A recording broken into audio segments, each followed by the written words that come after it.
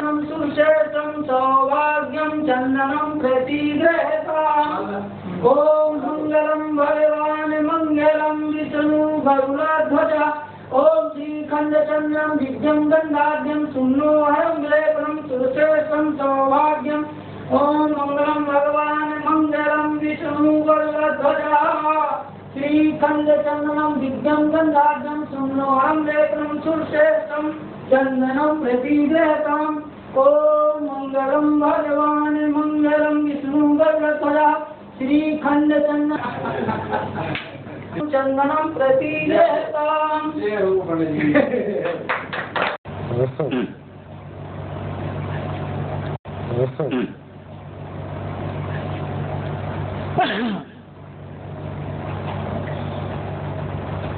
भारत विकास परिषद के तत्वावधान में आज इस प्रांगण में इस सभागार में बैठे हुए डॉक्टर असीम शुक्ल जी, डॉक्टर रजत अरोड़ा जी, मुख्य अतिथि रहमान जी, मुकेश शुक्ल जी और डॉक्टर रूप सिंह का हार्दिक अभिनंदन। मैं डॉक्टर नवनीता शर्मा, भारत विकास परिषद। आज का विषय कबीर जयंती पर अपने अपने विचार आज हमारे शुभी वक्ता प्रस्तुत करेंगे। तो सर्वप्रथम मैं आमंत्रित करती हूँ डॉक्टर असीम शुक्ल जी को कि वो अपने विचार कबीर की वाणी, कबीर का साहित्य, कबीर का काल और कबीर के व्यक्तित्व पर कुछ प्रकाश डालें। डॉक्टर असीम शुक्ल जी। भारत विकास परिषद की भिवाड़ी शाखा के तत्वावधान में जिस त्रिकालज्ञ पुरुष की जयंती के अवसर पर हम सब यहाँ एकत्र हुए हैं, उसके लिए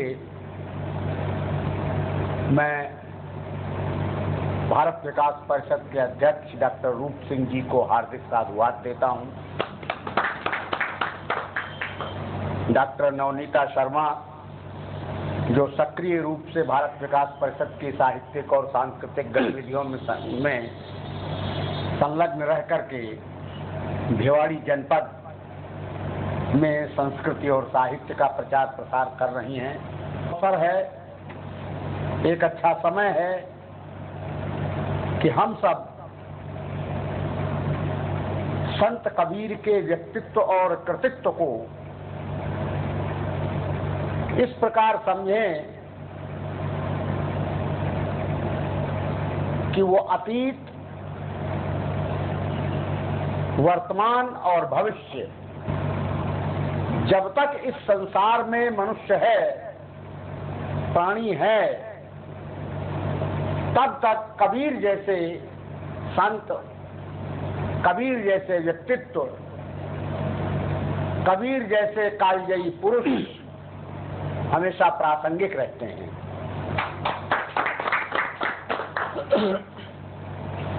संत कबीर के विषय में कुछ कहना मुझ जैसे अल्पज्ञ के लिए उसी प्रकार से है कि जैसे समुद्र का पानी हम समुद्र में ही अपने हाथों से उलीच रहे होंगे। क्या हम क्या कर सकते हम क्या कह सकते हैं कबीर के बारे में? कबीर ने अपनी दृष्टि में, अपनी संपूर्ण दृष्टि में, अखंडित दृष्टि में काल को इस तरीके से आबद्ध कर लिया था कि जीवन और मृत्यु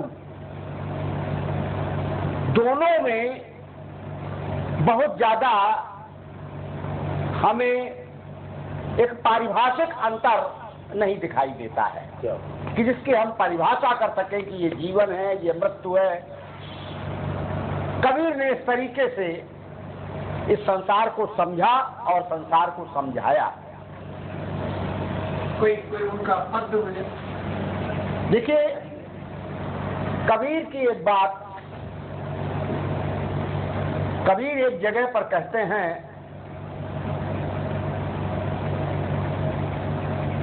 कि मैं कहीं जा रहा था तो मुझे रास्ते में दुख मिल गया। तो मैंने अपने साथ चलने वाले सुख से कहा, भाई अब तू विदा हो जा। अब अंतिम क्षण तक मेरे साथ रहने वाला ये दुख मेरी दृष्टि बन करके मेरे साथ रहेगा। तो दुख जो है कबीर की दृष्टि बन गया था और सारे संसार के दुखों का ही चिंतन, दुखों का कारण और लोक जीवन में मनुष्य को किस तरह इन परिस्थितियों में जीना है और मनुष्य कहां अंधकार में भटक रहा है और कहां प्रकाश में आएगा, इन तमाम बातों की व्याख्या की। और पुरानी बात नहीं है, 15वीं शताब्दी की बात है जब पैदा हुए। हाँ, तो कबीर के देखिए जन्म और जन्मस्थान के बारे में कुछ कहना इसलिए मैं उचित नहीं समझता कि वो आज तक अनिर्णित है,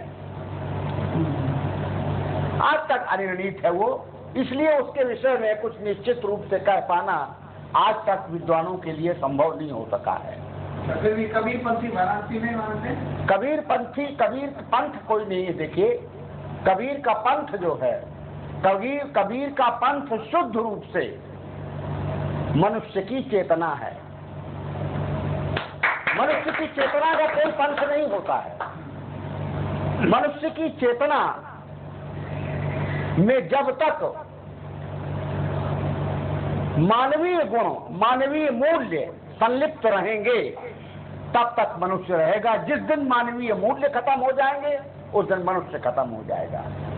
तो कबीर कभी कभी कहीं कहीं पर इस प्रकार से बात करते हैं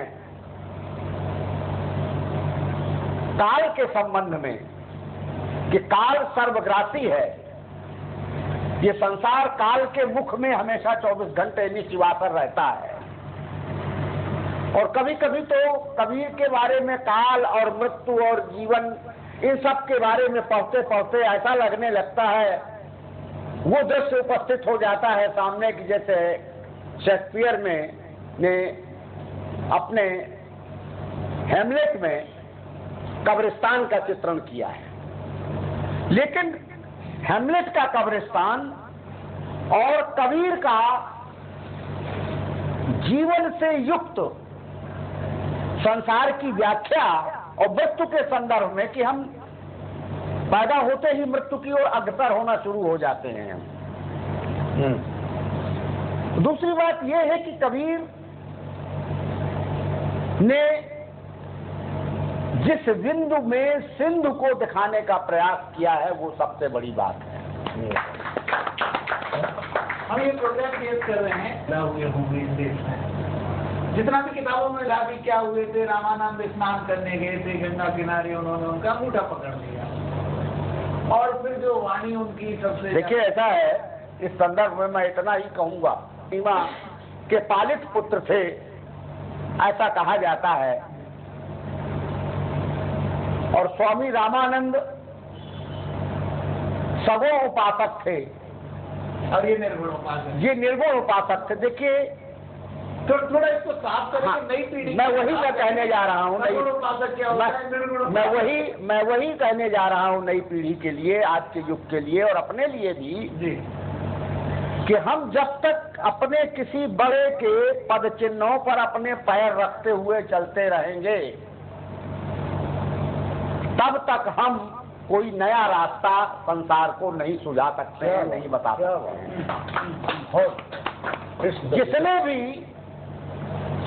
अपने गुरु, अपने आचार्य से अलग होकर के अपना अलग रास्ता बनाया वही संसार में आज जीवित है, जैसे कबीर आज जीवित है। स्वामी विवेकानंद को ले लीजिए और रामकृष्ण परमहंस को ले लीजिए। रामकृष्ण परमहंस अंतर्मुखी थे, आध्यात्म और दर्शन में थे, लेकिन विवेकानंद जनोन्मुखी हुए, समाज की तरफ मुड़े, एक आम आदमी की तरफ मुड़े, एक आम आदमी के लिए उन्होंने चिंतन किया। तो स्वामी विवेकानंद के मुकाबले आज रामकृष्ण परमहंस शायद सामान्य जन के लिए उतने प्रासंगिक नहीं है जितने स्वामी विवेकानंद हैं हमारे लिए प्रासंगिक। तो यही स्थिति कबीर के लिए भी है कि आज स्वामी रामानंद को शायद ही कुछ लोग जानते हो पढ़ने पढ़ाने वाले, लेकिन कबीर को आज सभी जानते हैं। कबीर सभी के जीवन में, क्योंकि उन्होंने एक अलग रास्ता अपना बनाया जो है निर्गुण और निराकार का। जहां तक सवाल है, देखिए कबीर ने आधार को कभी अस्वीकार नहीं किया है। आधार निर्गुण कहा तो जरूर कि जी सब कुछ, ये वायु है, ये सूर्य है, ये चंद्रमा है, ये प्रकृति है, हमारे अंदर भीतर प्रेम है, हमारे अंदर घृणा है, हमारे अंदर जो है जीवन है, हमारे अंदर मारने की भावना है, हमारे अंदर पालने की भावना है। ये सब कुछ जो भावनाएं हैं यही मनुष्य का जीवन है कबीर के हिसाब से।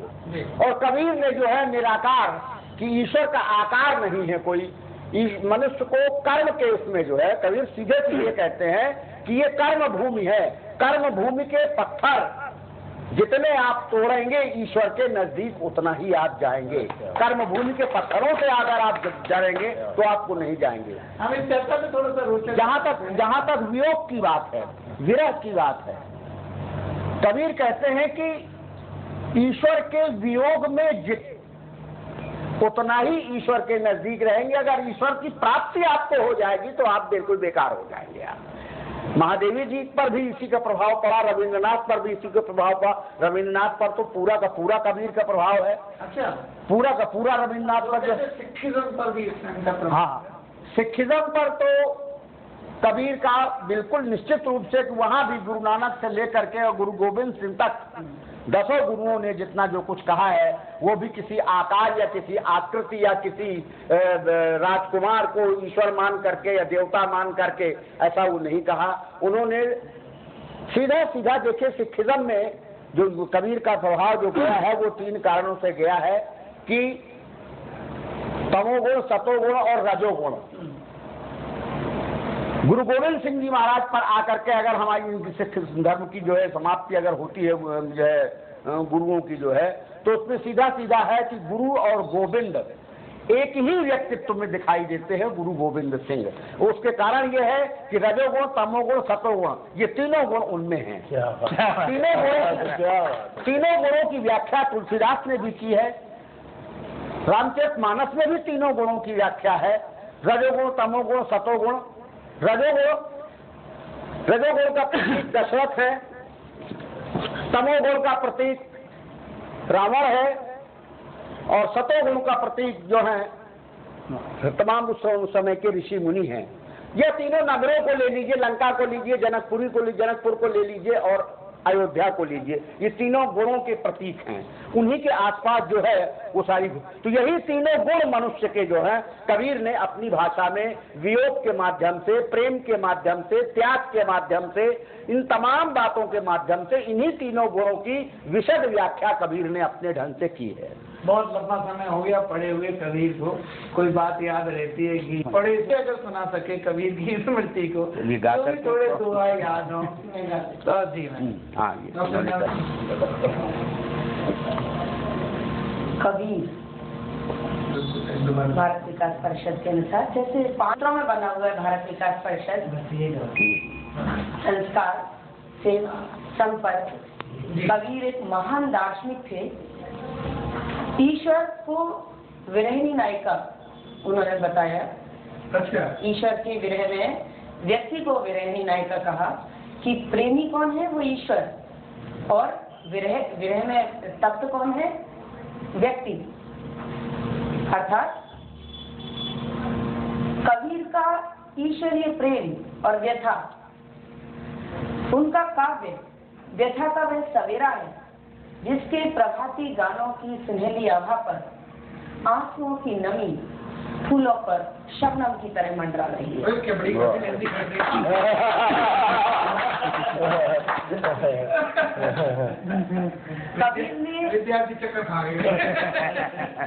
कबीर ने पूरे संसार को एक समंदर बताया, एक समुद्र बताया और उसमें खिले हुए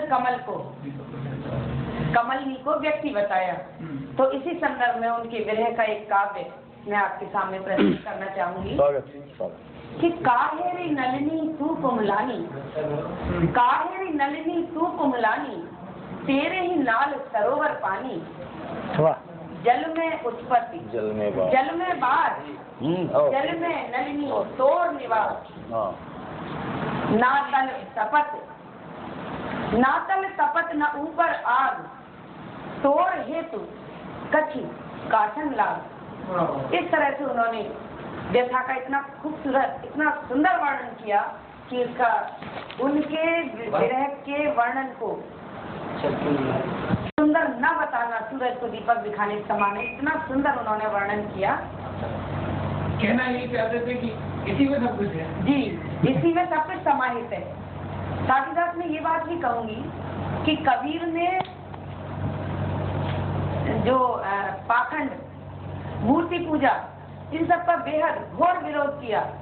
उन्होंने कहा माला फेरत जुग हुआ, गया न मन का फेर, और कर का मन का डाल दे, मन का फेर। इसी संदर्भ में उन्होंने एक दोहा और कहा, कर का मन का डाल दे, मन का फेर, वाह। कि माला फेरते फेरते पूरा युग बीत गया, लेकिन हे मनुष्य, तेरे मन की प्रवृत्ति, तेरे मन का जो वहम है वो अभी तक नहीं मिटा।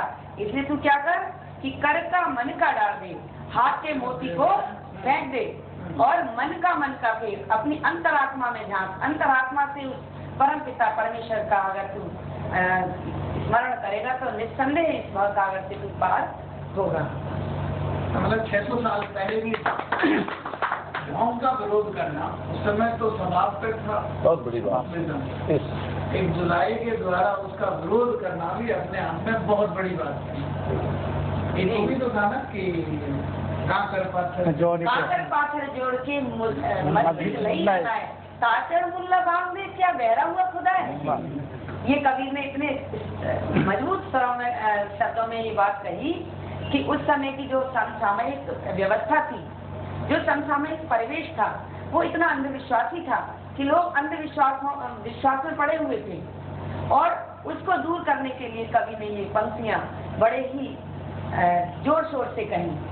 साथ ही मैं ये भी कहना चाहूंगी कि हिंदी साहित्य की दो धाराएं आज के विद्यार्थियों के लिए और आज के सुधी श्रोताओं के लिए थोड़ी सी जानकारी मैं देना चाहूंगी कि हिंदी साहित्य की दो शाखाएं, एक भक्ति मार्गी और एक ज्ञान मार्गी, यानी एक सगुण साकार ब्रह्म के उपासक और एक निर्गुण निराकार ब्रह्म के उपासक। साकार ब्रह्म के उपासक हुए सूर और तुलसी, और निराकार ब्रह्म के उपासक कबीर, रैदास इत्यादि। तो उन्होंने किसी विग्रह की पूजा के लिए आग्रह नहीं किया। उन्होंने कहा कोई मूर्ति की पूजा की जरूरत नहीं, जरूरत है अंतर मन में झांकने की, जरूरत है उन अंतर चक्षुओं को खोलने की जो आपको परम पिता के सामने ले जाए, परम पिता से तादाद में स्थापित करे और उससे सामंजस्य स्थापित करके तो इस संसार की मुसीबतों से, संसार के कष्टों से मुक्ति को प्राप्त करे। कबीर की निर्गुण पंथ में आगे दो धाराएं और हो जाती। कबीर ने तो निर्गुण पंथ किया, साथी शबद रमैनी के माध्यम से कबीर ने बीजक ग्रंथ जो उनका संग्रह किया गया उसमें सब हुआ। उसके बाद जो दो धाराएं हो गई, एक प्रेम मार्गी, एक ज्ञान मार्गी। प्रेम मार्गी में हुए मलिक मोहम्मद जायसी। मलिक मोहम्मद जायसी ने पद्मावत, अखरावत और आखिरी कलाम ये तीन ग्रंथ प्रेम से संबंधित किए और प्रेम आरोपित करके अभिव्यक्त किया गया। पद्मावती में राजा रत्नसेन में चित्तौड़गढ़ के महारानी पद्मावती में, इनमें आरोपित करके प्रेम की व्याख्या की गई पद्मावती में। और कभी उसमें जायसी ने उसमें प्रेम का और श्रृंगार का और अलौकिक श्रृंगार का एक लौकिकता को आधार बना करके अलौकिक श्रृंगार का विवेचन जायसी ने अपने उसमें किया। कबीर ने भी वही किया। कबीर ने भी कैसे किया, देखिए उसमें जो है कि कबीर विरह के माध्यम से उस विरहिणी की मूर्ति स्थापित करते हैं आपके सामने कि विरह जलों में जल हरि दौड़ी जाऊं, विरह में जल नहीं हो और जल हरि, हरि रूपी परमात्मा रूपी जलाशय में दौड़ी चली जा रही हूँ अपने विरह की आग को बुझाने के लिए, लेकिन जलहर सुन गए खूब फिर जलहर सुन गए फिर मैं आग कैसे आग बुझाऊं। तो जलाशय भी खूब जल रहा है, वो परमात्मा भी हमारे लिए हमारे वियोग में जल रहा है, हम ही नहीं खाली जल रहे। महादेवी जी ने भी यही कहा है कि यदि पतंग जलता है, यदि पतंग जलता है तो दीपक भी तो जलता है। महादेवी जी ने कहा कि अगर विरहिणी जल रही है तो जिसके विरह में वो जल रही है वो भी जल रहा है, वो भी हमसे अलग नहीं, वो भी हमारे लिए तड़प रहा है। लेकिन यही दोनों की तड़पन ही एक साधना है, और इसी तड़पन में ही मनुष्य दुष्कर्मों से, बुरे रास्ते से बचेगा और अपने जीवन को सार्थक करेगा। तो ये विरह हमारे भीतर बना रहना बहुत आवश्यक है। ज्ञान मार्ग में आ गए गुरु नानक, रैदास, पलटू, पीपा, ये सब जितने संत परंपरा चली ये ज्ञान मार्गी में, गुरु नानक ये ज्ञान मार्गी हो गए। तो इस तरीके से ज्ञान मार्ग और प्रेम मार्ग ये कबीर के ही, कबीर तो महानद थे ना, महानद से ये अलग अलग धाराएं फूटी है। जो है महानद ही छोटी छोटी धाराएं, छोटी छोटी नदियों को तोड़ता ही सब करता है। कबीर की भाषा के बारे में बहुत से लोगों को मतांतर हैं, बहुत सी बातें लोग कहते हैं कबीर की भाषा के बारे में कि भाषा क्या है कबीर की जो है। तो मैं बुद्ध की एक बात, त्रिपिटक की एक बात, पाली का एक वाक्य है, ये मैं कह देता हूँ कबीर के बारे में, वही लागू होता है। सकाय सकाय निसुक्तिया, निसुक्तिया, निसुक्तिया। कबीर से महात्मा बुद्ध से पूछा गया कि कुशीनगर में जब वो निर्वाण प्राप्त करने के लिए हुए तो पूछा गया, आनंद ने उनसे पूछा कि भंते ये बताएं आप कि आपके बाद आपके ये प्रवचन और आपकी वाणी और आपके सिद्धांत ये सब किस भाषा में जो है प्रचारित किए जाएं। तो बुद्ध ने कहा सकाय सकाय निसुक्तिया, अपनी अपनी भाषा में, जो जहां जो भाषा समझता हो उस भाषा में मेरी बात उस तक पहुंचाई जाए, ये बुद्ध ने कहा। तो कबीर का भी यही था। कबीर घुमक्कड़ थे, कबीर संत थे, और संतों और घुमक्कड़ों पर देश भर की भाषाओं का, बोलियों का प्रभाव पड़ा करता है उनकी वाणी पर।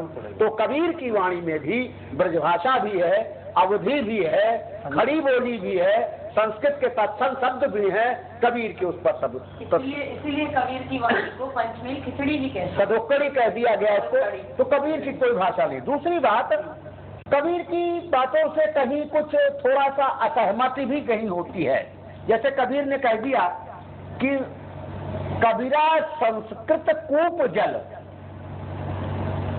मैं समझता हूं कि इससे सहमति बहुत कम लोगों को होगी कि संस्कृत कुएं का पानी कैसे है। कबीरा संस्कृत कूप जल, भाषा बहता नीर, भाषा बहता नीर, ये आधी बात तो हम सहमत हैं, भाषा बहता हुआ पानी है। लेकिन संस्कृत कुएं का पानी कैसे? संस्कृत तो पहाड़ों के ऊपर जमी हुई बर्फ है, हिमराश है संस्कृत तो, और उसी से जो धुआं उठता है, जो भाप उठती है, वही भाप बन करके बूंद बूंद वही बरसात होती है, वही पानी बरसता है, और वही बर्फ पिघलती है तो बूंद बूंद बन करके नदियां धरती पर आती है, भाषा बहता नीर बनता है। तो संस्कृत तो कुएं का जल है, संस्कृत से ही तमाम सभी भाषाओं का जन्म हुआ है, सब कुछ हुआ है। तो कबीर ने अपने ढंग से, हो सकता है कबीर ने हमेशा पंडितों और मुल्लाओं का उस समय विरोध किया है, हो सकता है संस्कृत उस समय जो है पंडितों की भाषा रही हो, वेदों और उपनिषदों की और कर्मकांड की भाषा उस समय हो सकता है रही हो, इसलिए ऐसा कबीर ने कह दिया कि संस्कृत कूप जल, संस्कृत को कुएं के पानी की तरह सीमित कर दिया। हो सकता है पंडितों ने उस समय के तमाम आडंबरों और पाखंडों ने, हो सकता है संस्कृत को कुएं के पानी की तरह सीमित कर दिया हो, तो इसलिए कबीर को ऐसा कहना पड़ा हो। लेकिन संस्कृत कुएं का पानी नहीं है, संस्कृत तो हिमवाष्प है जो हिमालय के ऊपर जो है, और उसी से जो है तमाम नदियां निकलती हैं, भाषाओं की नदियां निकलती हैं। एक सबसे बड़ी बात हमारी हिंदी और उर्दू, मैं आज ये बता दूं कि दो बातें बहुत विचित्र हैं हमारे यहाँ। उर्दू वालों के ऊपर ऐसा कोई संकट नहीं है, उनको जैसा वो लिखना है वैसा पढ़ना है, जैसे उनकी लिपि है, जैसे उनका उच्चारण है अरबी और फारसी से प्रभावित, वही सब कुछ है। लेकिन हम हिंदी वालों के ऊपर संकट है, एक जो है वो संकट है कि हमारे ऊपर बोलियों का दबाव बहुत है, हिंदी पर बोलियों का दबाव बहुत है। रहमान जी राजस्थान से आते हैं तो राजस्थानी बोली का प्रभाव इनके लेखन में कहीं ना कहीं पड़ना स्वाभाविक है।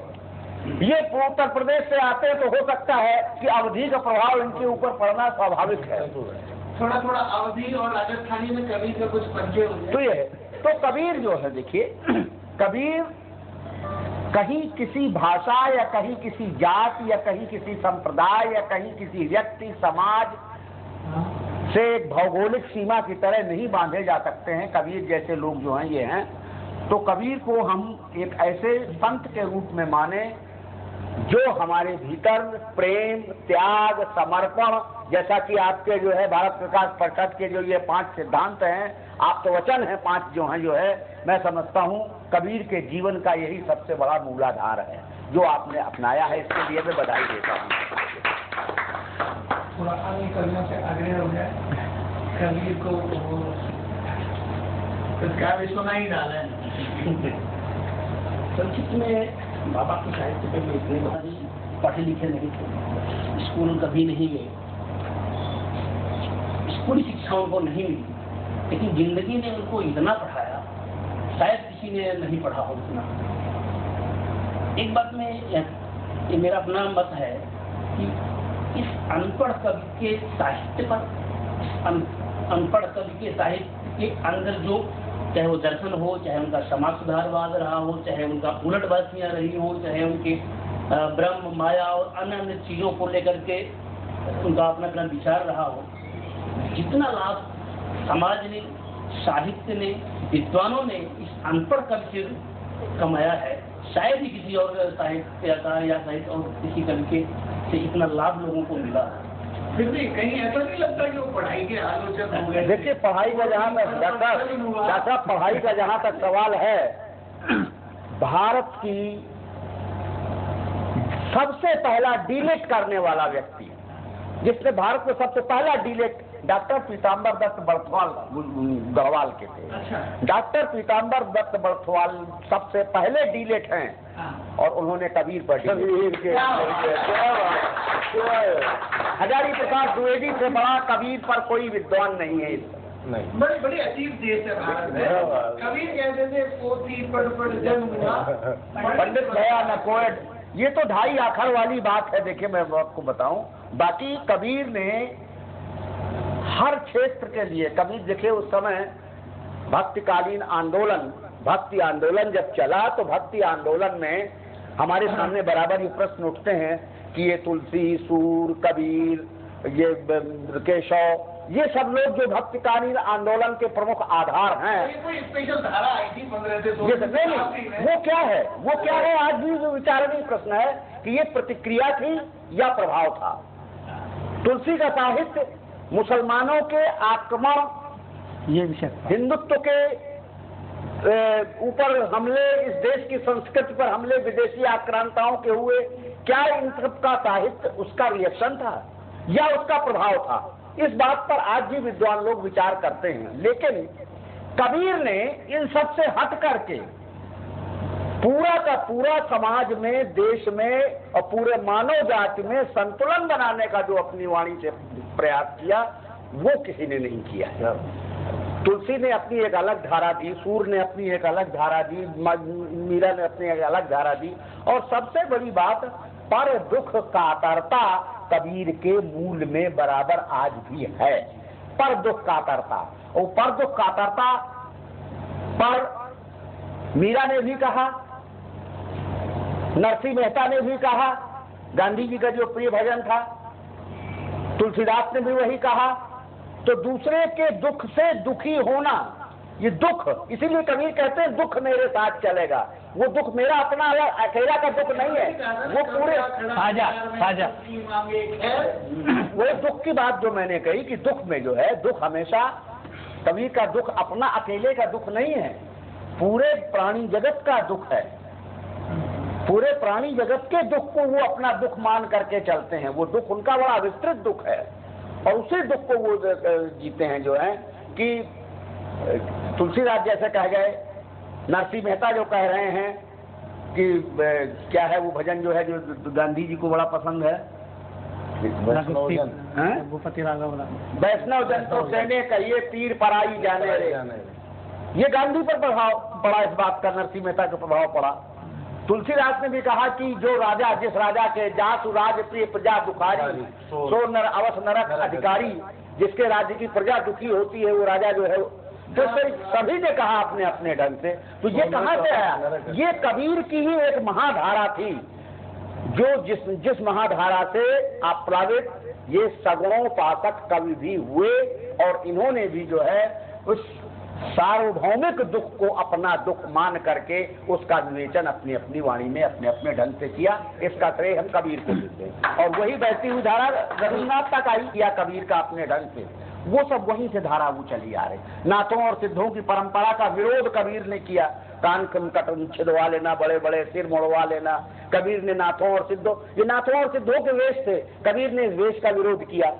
तो वो सब चीजें जो है नाथों और सिद्धों का विरोध भी कबीर की वाणी में आता है। सब जो है कि मनुष्य को मनुष्य भीतर से मनुष्य रहना है, पर दुख कातर, जो पर दुख कातर नहीं है वो मनुष्य नहीं है। कबीर ने इस दुख को इतना सार्वजनीन व्यापक ढंग से दिया, रावण हारा हम मरेंगे ही नहीं।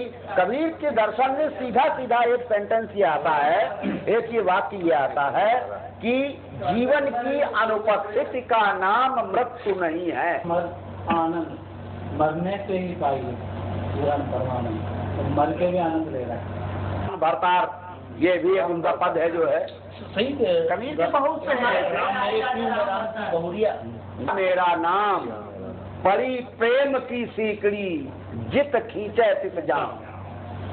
मैं राम का कुत्ता हूँ और प्रेम का की जंजीर मेरे गले में पड़ी है, वो जहाँ खींचेगा वहाँ मैं चला जाऊंगा। ये समर्पण। आज के कवि की एक छोटी सी कविता सुनाता हूँ, हाय सुनेगा। उन्होंने कहा था कि जब से मेरी शादी हुई तो development, but never talk about those last persons in the population. तो उन्हें हम फिर भावुक ऐसे प्रारंभ हो जाए। अभिव्यक्ति के हस्ताक्षर डॉक्टर जगन्नाथ। कविता की पंक्तियां हमें सुनाएंगे डॉक्टर जगन्नाथ। वही सोच रहा था ओपनिंग है सर। एक कविता याद आ रही है मुझे, और पढ़ी हुई है मेरी, लिखी हुई नहीं क्या, और आशा आपको आनंद आएगा। एक बार गया मैं शमशान, एक बार गया मैं शमशान, जल रही थी चारों तरफ चिताएं, लोग आ रहे थे शव ला रहे थे। अच्छी बात। एक बार गया मैं शमशान, जल रही थी चिताएं, लोग आ रहे थे शव ला रहे थे, उतरे हुए थे लोगों के चेहरे, उतरे हुए थे लोगों के चेहरे। एक बार गया मैं शमशान, जल रही थी चिताएं, लोग आ रहे थे शव ला रहे थे, उतरे हुए थे लोगों के चेहरे। तभी पास खड़े दो व्यक्तियों में से कहा एक ने कि मरने वाला भला इंसान था। तभी पास खड़े दो व्यक्तियों में कहा एक ने कि मरने वाला भला इंसान था, बड़ा ही महान था। तभी कहा दूसरे ने उससे, तभी कहा दूसरे ने उससे कि जन्म और मृत्यु तो यहाँ चलते ही रहते हैं। अरे जन्म और मृत्यु तो यहाँ चलते ही रहते हैं, ये दुनिया ही ऐसी है। अरे तुम बताओ आज की मार्केट कैसी है? तुम बताओ कि आज की मार्केट कैसी है? सुनकर उन लोगों की बात हंसी आ गई मुझे उस दुखद वातावरण में। तभी पास से गुजरा उस शमशान का एक कर्मचारी, अभी पास से गुजरा उस शमशान का एक कर्मचारी, उसने झट से कहा अब तक 50 आ चुके हैं। अब तक 50 आ चुके हैं और शाम तक 50 और आने की संभावना है।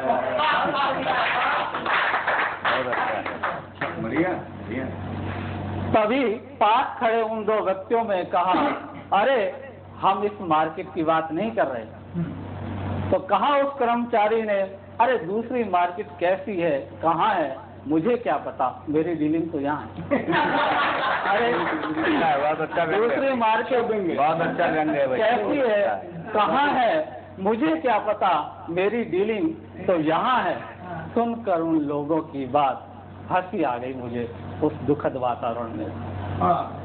तभी कहा शमशान ने मुझसे, अरे तुम क्यों हंसते हो? तभी कहा शमशान ने मुझसे, अरे तुम क्यों हंसते हो, तुमको भी तो आखिर एक दिन यही आना है। मैं चेतन था, झट बोला, नहीं मैं यहाँ नहीं आऊंगा। मैं चेतन था, झट बोला, नहीं मैं यहाँ नहीं आऊंगा। कहा शमशान ने मुझसे, अरे आओगे कैसे नहीं, अरे आओगे कैसे नहीं, माता पिता बहन भाई, राजा रंक फकीर, अमीर गरीब सभी तो नहीं आते हैं, तुमको भी आखिर एक दिन यही आना होगा। मैं चेतन था, झट बोला, नहीं मुझे कहाँ जाना है, मेरी मंजिल कहाँ है, मुझे मेरे गुरु ने बता दिया। मेरी मंजिल कहाँ है, मेरा घर कहाँ है, मुझे मेरे गुरु ने बता दिया है, इसलिए मैं यहाँ नहीं आऊंगा। लेकिन हाँ, तेरे शमशान की कुछ मिट्टी है साथ मेरे। हाँ, इस शमशान की कुछ मिट्टी है साथ मेरे, जब जाऊंगा भिजवा दूंगा, वो भी ऐसे संत महात्माओं के हाथ जिनके चरण कमल पड़ने से तू भी धन्य धन्य हो जाएगा। लेकिन मैं नहीं आऊंगा, नहीं आऊंगा। दो बातें हुई जो मैं नोट किया। एक तो डॉक्टर साहब ने बड़ी अच्छी बात कही कि आज के संदर्भ में जहाँ केवल भौतिकवाद ही प्रभावी है, कबीर के चिंतन को या साहित्यिक विधाओं को, कविता को याद करने जैसी बातें कहाँ हैं। ऐसे में मैं समस्त भारत विकास परिषद भिवाड़ी शाखा को साधुवाद देता हूँ, खास करके डॉक्टर रूप सिंह जी को, नवनीता शर्मा जी को। रही बात कबीर की, तो जहाँ एक पूरा युग हमारे साथ बैठा हो साहित्य जगत का, चाहे वो अध्यात्म पक्ष हो चाहे कोई पक्ष हो, कोई पक्ष बाकी नहीं रहा। दादा ने जो कह दिया, मैं एक आज की लिखी ताजी गजल सुनाता हूँ, आप लोग साथ देंगे थोड़ा सा, एकदम ताजी, अभी परिमार्जित भी नहीं है। मैं चाहूंगा अगर कहीं अच्छी लगे तो आशीष चाहूंगा। एक सोम ठाकुर जी की है, उसे करता हूँ कि यूं दिए पर हर एक रात भारी रही, यूं दिए पर हर एक रात भारी रही, रोशनी के लिए जंग जारी रही। यूं दिए पर हर एक रात भारी रही, रोशनी के लिए जंग जारी रही। और क्या करें हम समंदर के विस्तार का, क्या करें हम समंदर के विस्तार का, जिसके पानी की हर बूंद खाती रही। दादा सोम ठाकुर जी के मैं वो गजल के कुछ हिस्से हैं कि उनको परदेस से बुलाने की आदत क्यों है, उनको परदेस से बुलाने की आदत क्यों है, उनको परदेस से बुलाने की आदत क्यों है। ओ बेवजह दिल को जलाने की आदत क्यों है, बेवजह दिल को जलाने की आदत क्यों है। एक विषंगतियों का शेर है, मैंने संजोया है कि साज जो तोड़ के रख देता हूँ उंगली उनकी, दादा अच्छी बात, साज जो तोड़ के रख देता हूँ उंगली उनकी, बेसुरे साज बेसुरा साज बजाने की आदत क्यों है, बेसुरा साज बजाने की आदत क्यों है। एक बड़ा नाजुक पंक्तियां दे रहा हूँ डॉक्टर साहब, खास करके आपसे दाद चाहूंगा।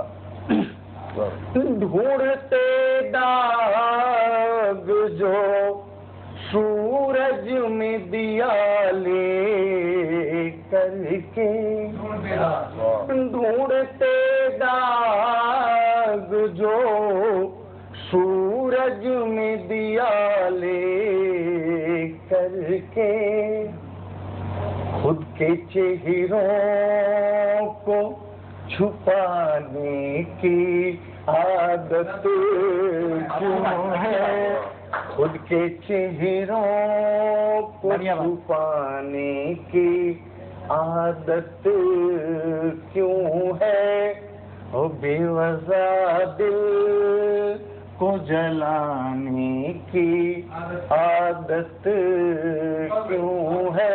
एक इसमें और है कि साख से पत्ता गिरा और गिर के सूख गया, रहमान जी आपसे बात चाहूंगा कि साख से पत्ता गिरा और गिर के सूख गया, सूखे पत्तों को उठाने की आदत क्यों है, सूखे पत्तों को उठाने की आदत क्यों है। एक अंतिम इसमें खास करके रहमान जी को समर्पित है कि रिश्ते जो अपने रोटी के रास्ते निकले, थोड़ा गंभीर है, रिश्ते जो अपने रोटी के रास्ते निकले, ऐसे रिश्तों को भुलाने की आदत क्यों है, ऐसे रिश्तों। साक्षर भावुक जी को आमंत्रित करती हूँ अपनी रचनाओं के आज की एक पुस्तक भी आ चुकी है, दादा की नहीं भावुक जी, दादा की तो काफी है। तो भावुक जी को मैं आमंत्रित करती हूँ कि वो अपनी सुंदर रचना कब्रिस्तान ये बोला बहुत ही बड़ा रहा था, आ गया ना। मरने के बाद कब्रिस्तान ये बोला बहुत ही तरह रहा था। साहित्य है ना शब्द है, फिर भी अगर पसंद आए तो दुआएं चाहूंगा। पढ़िए।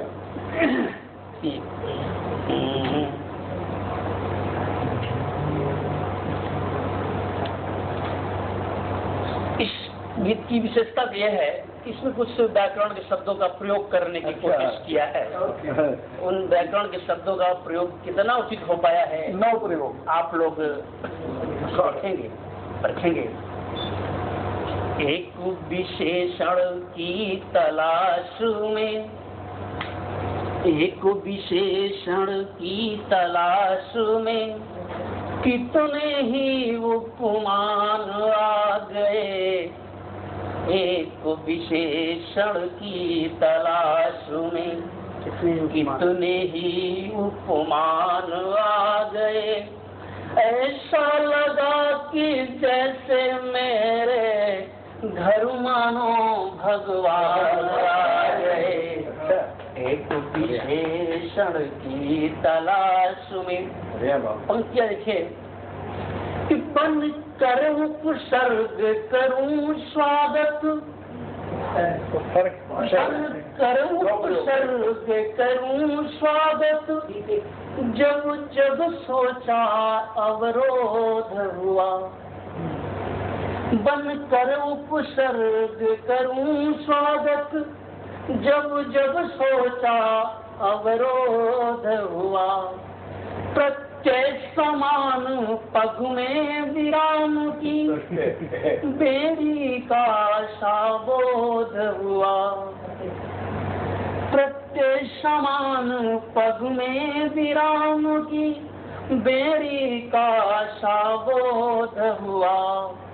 तो अभिशापों को आज चिढ़ाने, अभिशापों को आज चिढ़ाने कितने ही वरदान आ गए। एक विशेषण की तलाश में कितने ही उपमान अब देखें कि कई बार हम बंद हुए नयनों के कलित कोष्ठक में। पलकों को ऐसे ऐसे कर दिया। ठीक है। कि कई बार हम बंद हुए पलकों के कलित कोष्ठक में, पर एक बार को भी निर्णय हुआ नहीं अपने हक में। तो कांटे खुद दम की दुकान से, कांटे खुद दम की दुकान से लेकर के मुस्कान विशेषण की तलाश में कितने ही उपमान आ गए। आखिरी गीता कि सूरदास का सखा भाव या दास्य भावना तुलसी की। सूरदास का सखा भाव या दास्य भावना तुलसी की। बिना भाव के भावुक यह सब लगती है बिल्कुल फीकी। बिना भाव के भावुक यह सब लगती है बिल्कुल फीकी। तो शब्दों में मीरा की गरिमा, शब्दों में मीरा की गरिमा, भावों में रस खाया गए। एक विशेषण की तलाश में कितने ही उपमान आ गए। ऐसा लगा कि जैसे मेरे घर मानो भगवान आ गए। एक विशेषण की तलाश। अच्छा, बचने का रास्ता बहुत अच्छा है डॉक्टर साहब। मुझे पता है ना। वो तो मैंने पहले भी सुनाई है। नहीं, आप कैसे मैं बहुत सुंदर कवि नहीं हूँ, बहुत अच्छी कवि नहीं हूँ, कवित्री नहीं हूँ। उसके बावजूद भी अगर आप कह रहे हैं अपनी मौलिक रचना आपको सुनाई देती हूँ। मौलिक ही चाहिए, निस्संदेह मौलिक। वैसे आप सुन भी चुके हैं मेरी रचना को। भाई मैंने नहीं सुना है, मुझे क्यों वंचित कर रही हैं आप? हाँ, दादा ने नहीं सुनी। तो जैसा आज के दौर में चारों भ्रष्टाचार, चारों आतंकवाद फैला हुआ है, उस संदर्भ में मेरी एक कविता उस अमर शहीद या जो देश के कर्णधार हैं उन जवानों के प्रति समर्पित है। कविता की पंक्तियां कुछ इस प्रकार हैं कि देश की जवानी जाग जा, वाह, जवानी जाग जा, नौजवान जाग जा, देश के जवान जाग जा, नौजवान जाग जा, देश की स्वतंत्रता का दीप तू नया जला, देश की स्वतंत्रता का दीप तू नया जला, देश में चल रहा विखंडता का सिलसिला। सर से कफन बांध के विजय का तू भी गुल बजा, अच्छी बंदिशा, बढ़िया, बहुत अच्छा नवनीता जी, वाह। जाग जा, देश के जवान जाग जा, नौजवान जाग जाग जा।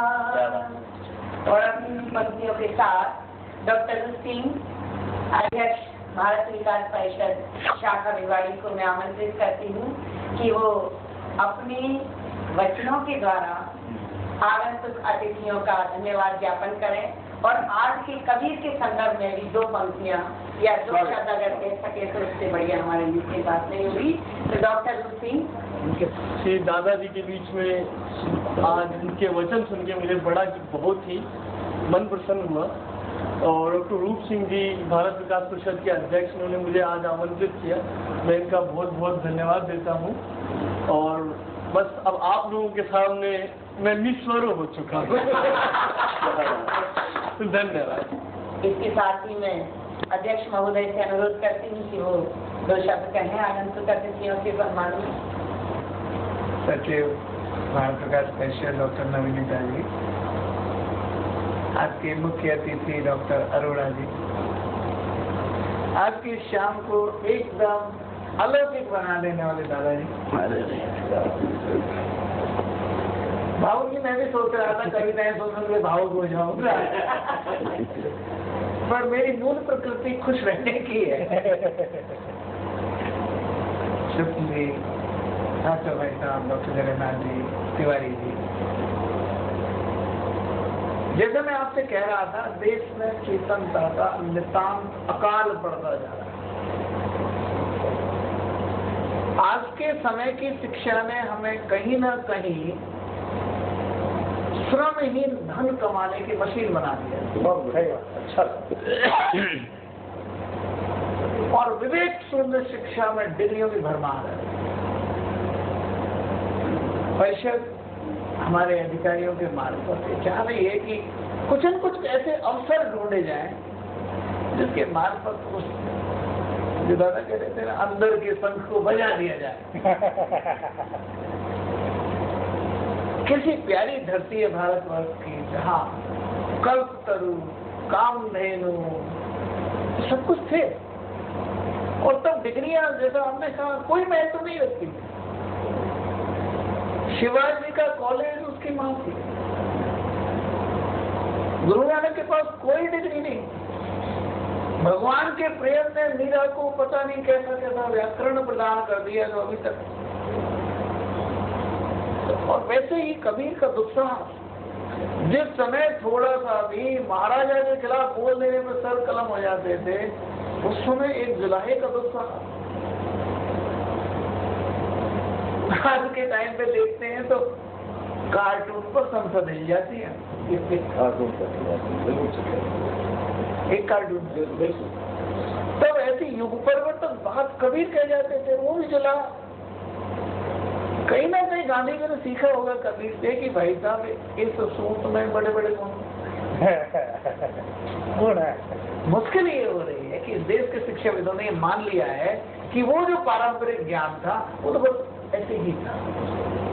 मैं आप सब कवियों को धन्यवाद देता हूँ कि आपने ऐसे सजो के रख रखा, ऐसे उसको परंपराओं में बाहर है। मैं निश्चित रूप से भारत विकास परिषद संस्था का एकमात्र मंच है, ऐसे और भी अन्य कार्यक्रम करेंगे साल भर, जब हमारी इस सामूहिक धरोहर की रक्षा करते होगा। आप सबको बहुत बहुत धन्यवाद देते हैं। आपने अपने व्यस्ततम समय में से ये समय हमारी परिषद ही नहीं, इस भिवाड़ी की समस्त जनता को दान किया है। इस अवसर पर हमारे मीडिया साथी D9 जो आपके इसको 2-3 दिन तक पूरी भिवाड़ी को झकझोरेंगे कि कबीरा खड़ा बाजार की आगे खैर ना काम से दोस्ती ना काम से